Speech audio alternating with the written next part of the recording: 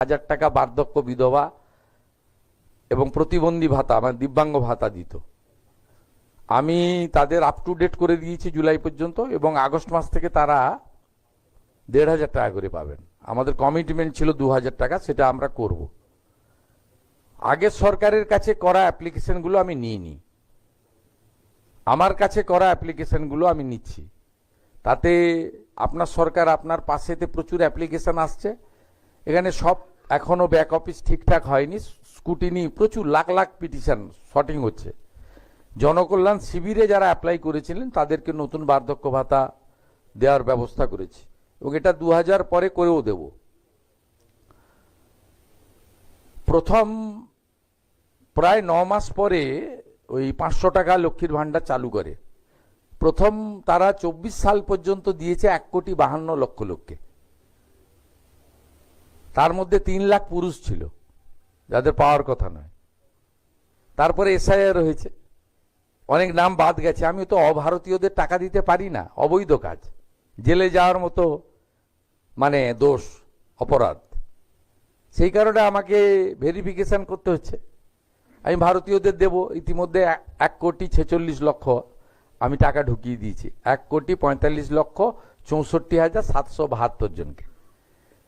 যারা জেনুইন পাননি আর যারা জেনুইন নয় পেয়ে গেছেন, এত বড় সিস্টেম তো ভুল ভ্রান্তি তো থাকতে পারে, তাদের জন্য পোর্টাল চালু করে দিয়েছে। 4.5 লক্ষ মহিলা আবেদনও করে দিয়েছেন।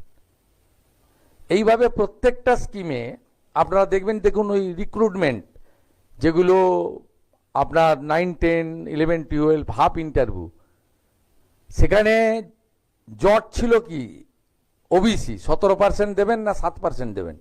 পার্সেন্টেজ থেকেও বড় কথা, প্রায় 60 থেকে 70 লক্ষ মুসলিমদের নাম ঢুকিয়ে দিয়ে গেছিল যারা পাওয়ার যোগ্য নয়।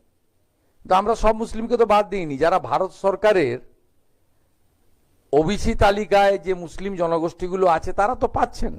সরকার তো হিন্দু মুসলিম করে না। আপনি ভোট নেওয়ার জন্য যেটা করেছেন সেটা আমরা চেঞ্জ করেছি, করে এটা প্রথম আইন এনেছি বিধানসভায়, পরে সুপ্রিম কোর্ট 8ই জুলাই খুলেছে। লম্বা সামার ভ্যাকেশন চলে সুপ্রিম কোর্টে, ওখান থেকে এক্সিট করে এসেছি।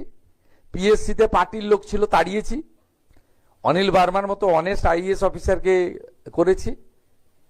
ওনার ফ্যামিলির সম্ভবত মাতৃবিয়োগ হয়েছিল, উনি কাল থেকে জয়েন করবেন। ইন্টারভিউ প্রসেস সেপ্টেম্বরের দেখবেন লাস্ট উইক থেকে চালু হয়ে গেছে। আমরা কেউ ইন্টারফেয়ার করব না।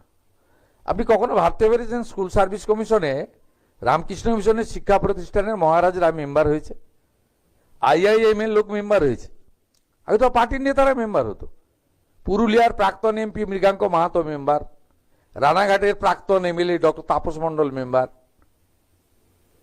তারপরে সুবিরেশ থেকে আপনার মানিক ভট্টাচার্যরা, তারাই নিয়োগের অথরিটি ছিল। আমরা তো এইসব ব্যবস্থাকে পুরো চেঞ্জ করছি। দেখতে থাকুন না, তাড়াহুড়া করছেন কেন?